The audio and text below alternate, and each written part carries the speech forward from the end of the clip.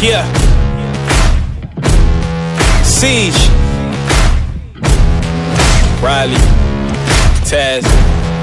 Yeah. Set me free and give me death, there ain't no other choices.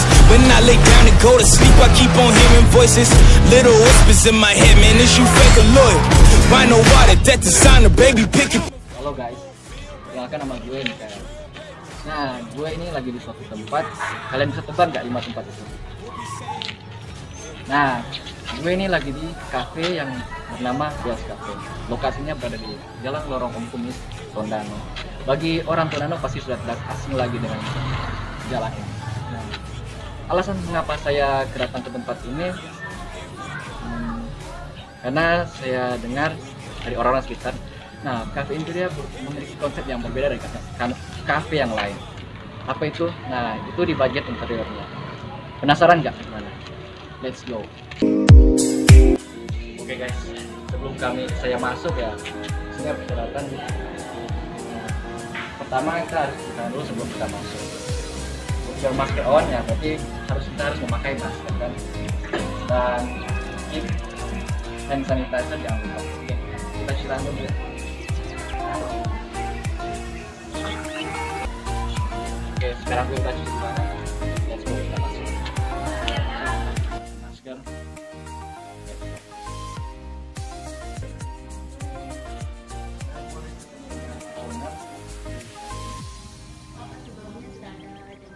Sudah.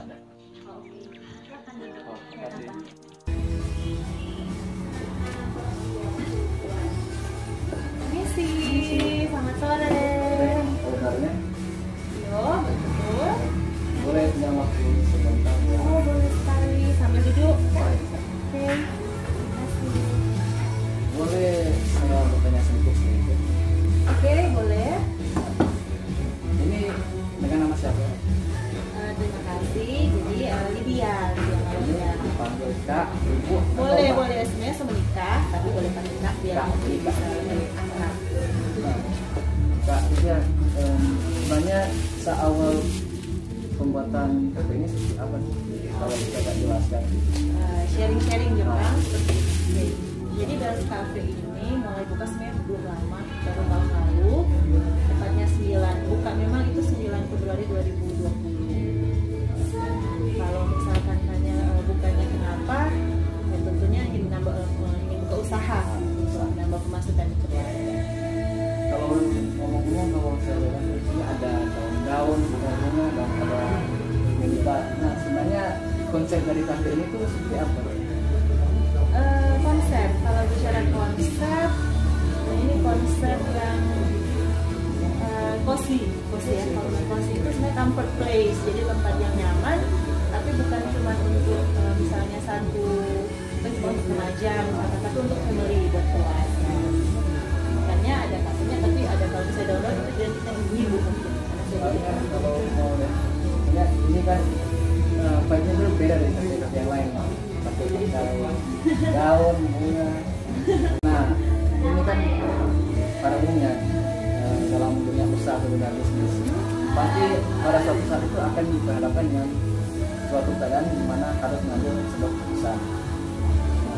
Yang mau saya tanyakan, penerapan pengambilan keputusan untuk usaha yang Kak jalan ini biasanya seperti apa?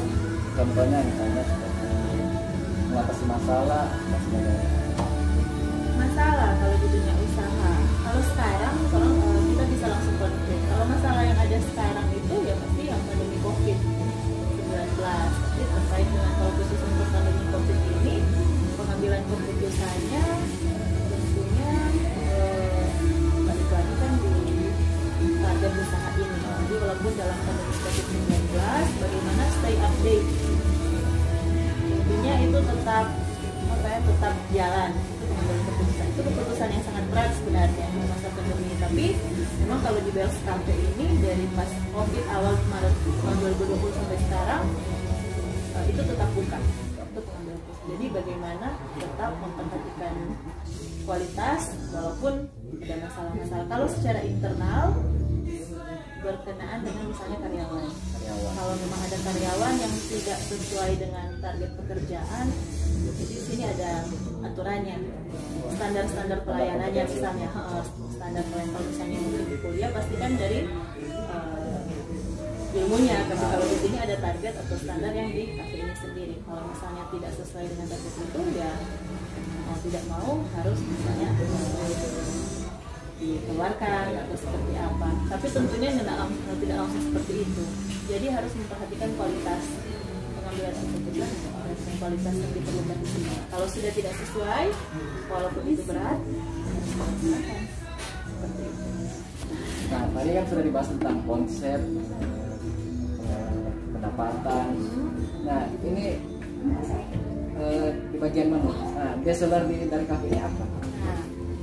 Nah, kalau di Bells memang pertama kita melihat pasar di Tondano. Jadi kalau Bells menu di sini yang pastinya yang lain daripada yang lain. Kalau di sini ada bebek bakar Bells. Bebek bakar guys. Kalau dari segi harga biasa itu terjangkau atau? Kalau harga saya katakan terjangkau karena batas untuk makanan paling mahal di sini 35.000.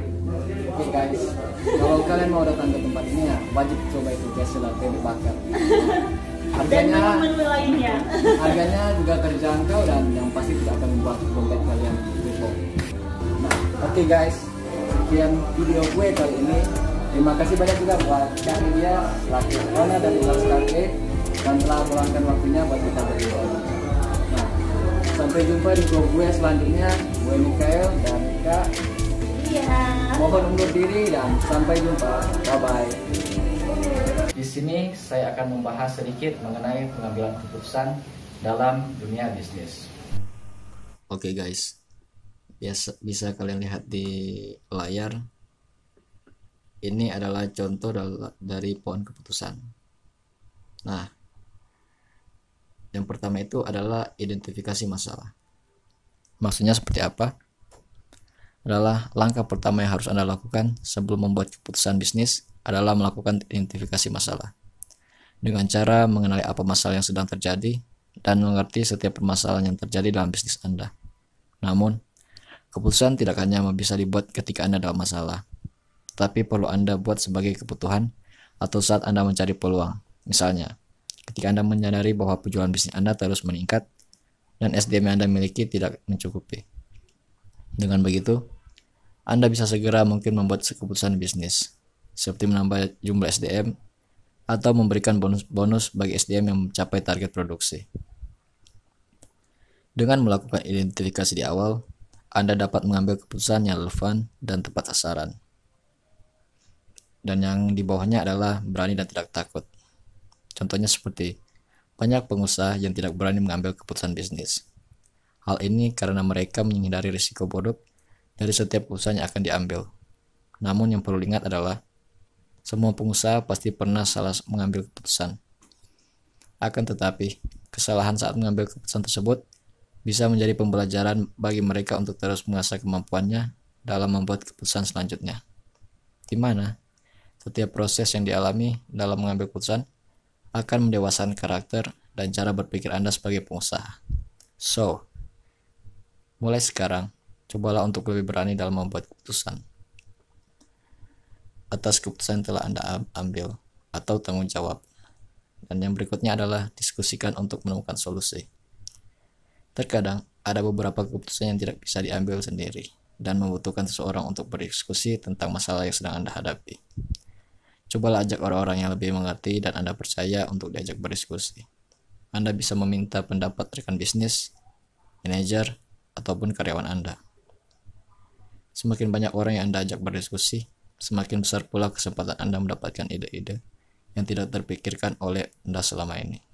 Dengan begitu, Anda akan sangat terbantu dalam membuat keputusan dengan lebih tepat dan cepat.